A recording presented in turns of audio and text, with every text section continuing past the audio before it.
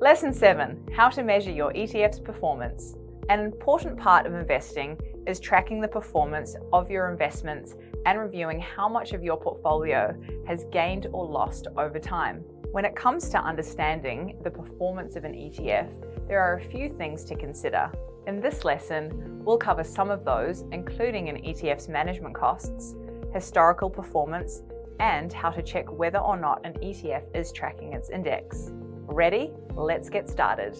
An ETF's management costs indicate how much of your investment in an ETF will be deducted annually as fees. Think of this as the fee paid to the ETF manager for actually managing the ETF you're investing in.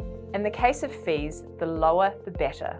That's because management costs are measured as a percentage of your investment in the ETF.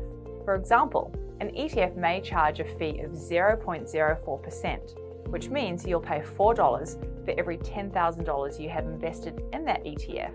While an annual fee of 1% or less may not seem like that much, every dollar you pay in fees is a dollar that isn't compounded and will not grow in the future.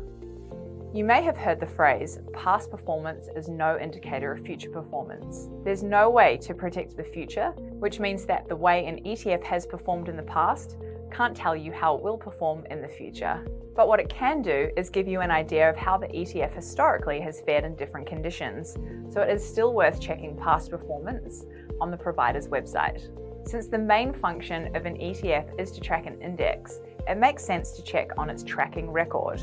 Consider, how well did the ETF replicate the performance of its index, keeping fees in mind?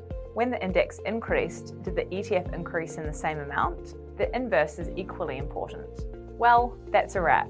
Thanks for tuning into Lesson 7, where we discussed ETF management costs, historical performance, and how to check whether or not an ETF is tracking its index.